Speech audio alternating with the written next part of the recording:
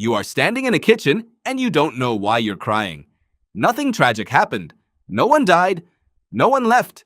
Maybe someone just asked if you were okay and something in you cracked open. Your eyes burn. Your throat tightens. Water spills down your face for no obvious reason at all. It feels irrational, embarrassing even.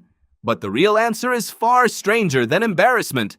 Crying is not a malfunction.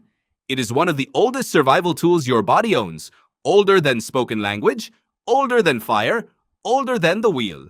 So why does it still happen? Why can't you just stop it? To understand that, you have to go back, not centuries, hundreds of thousands of years, back to a version of your ancestors who lived in small, exposed groups on open land, surrounded by predators bigger and faster than they were. Survival did not depend on individual strength. It depended on the group staying together. A human alone on the savannah was already a corpse waiting to happen. A human inside a group had a chance. This is the part most people never think about. Emotional tears, the kind triggered by grief or overwhelm, are found in no other animal on Earth. Elephants moan, dogs whine, chimpanzees scream, but none of them weep. Humans are, as far as researchers can tell, the only species that cries emotional tears. That fact alone should stop you. Why would evolution build something so specific, so costly, so vulnerable into only one species? Because vulnerability was the entire point. Biopsychologist Robert Provine spent years studying tears and their role in communication. His research found something remarkable. A crying face is recognized as needing help faster than almost any other human expression. Tears change the shape of the eyes. They catch light. They signal instantly and unmistakably that something is wrong. Provine argued that tears may have evolved specifically because they are hard to fake and hard to ignore. A person could hide sadness. They could control their voice, steady their hands, arrange their face into something neutral. But tears, welling up on their own, bypass that control. They are, in a sense, proof. Proof of what? Proof that the distress is real. Proof that this is not manipulation. Proof that this person needs the group. Now picture that ancient landscape again. A member of the tribe is injured, or grieving, or overwhelmed by threat. If that person could quietly and unmistakably signal distress, without shouting, without drawing a predator's attention, the group could respond. Comfort could arrive. Protection could arrive. Crying was not weakness. Crying was a quiet flare sent up into a dangerous world, one only the right people were close enough to see. This is where an experiment becomes hard to ignore. Psychologist Ad Vingerhoots, one of the leading researchers on emotional tears, ran studies asking people to rate photographs of the same face, some with tears digitally added and some without. The tearful faces were consistently rated as sadder, more in need of support, and less aggressive. Not louder, not angrier, just more trustworthy in their vulnerability. Vingerhoots proposed that tears function as a kind of social glue. They lower hostility in whoever witnesses them. They invite closeness instead of confrontation. Here is the twist most people miss entirely. Crying was never really about you.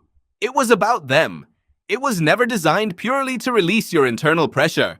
It was designed to move other people, to pull them closer, to make them stop, look, and respond. Think about what that means for a moment. The tears on your face right now, alone in your kitchen, are running a program built for an audience that may not even be watching. Your body doesn't know the difference between a room full of allies and an empty apartment. It fires the same ancient signal regardless. That is why crying alone can feel so strange. Part of you is performing an emotional flare for a rescue party that isn't coming, because for most of human history, it always did come. There is more. Biochemist William Frey conducted research in the 1980s comparing emotional tears to tears caused by simple irritation, like cutting an onion. What he found reshaped how scientists think about crying entirely. Emotional tears contained higher concentrations of stress hormones, including one linked to the body's fight-or-flight response. Frey's conclusion was striking. Crying may not just be a signal to others. It may be a release valve for the body itself, physically flushing out chemical byproducts of stress that would otherwise linger in the bloodstream. So crying is not only communication, it is regulation, a built-in mechanism for draining the exact chemicals that flood your system during overwhelm. This is why people often say they feel lighter after crying, even when nothing about their situation has changed. Nothing external improved. The problem is still there. But something internal has been cleared out, like a valve releasing pressure that had nowhere else to go. Now here is the part that reframes everything. Modern life almost never allows this ancient system to function the way it was built to. You cry in bathroom stalls. You cry with the shower running so no one hears. You cry in cars in parking lots, engine off, both hands on the wheel. The ancient signal still fires, but the audience it was built for is gone. No tribe circles around you. No one rushes over. Ask yourself something.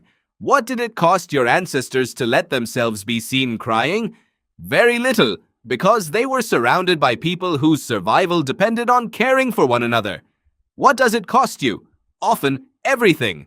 Professional standing, perceived competence, the appearance of control, so you learn to suppress it. You blink hard. You look at the ceiling. You excuse yourself to the restroom. You override again and again a system that took hundreds of thousands of years to build. This is not a small thing. Suppressing crying repeatedly does not make the underlying stress disappear. Research on emotional suppression, including studies referenced by psychologist James Gross at Stanford, has shown that chronic suppression of emotional expression is linked to increased physiological stress responses over time. The body still registers the distress. It simply denies itself the ancient release valve designed to process it. The pressure has to go somewhere. Often it resurfaces as tension, irritability, or a kind of low hum of exhaustion that never fully lifts. There is something almost tragic in that. A system built over hundreds of thousands of years, refined by survival itself, and now increasingly treated as an inconvenience to be managed and hidden. Somewhere between a savanna landscape and a fluorescent-lit office, crying stopped being a signal that summoned help and became a symptom to be embarrassed about. But your body never got that memo. It still runs the old program. It still tries to send the old signal, every single time. So the next time it happens, the tightening throat, the sudden blur of vision, the tears that arrive faster than any explanation for them, remember what is actually happening underneath. That is not weakness leaking out. That is hundreds of thousands of years of biology attempting to do exactly what it was built to do. Reach someone, release something, survive one more day by asking, without a single word, for the group to come closer. You are not crying for no reason. You are crying for every reason your ancestors ever had to.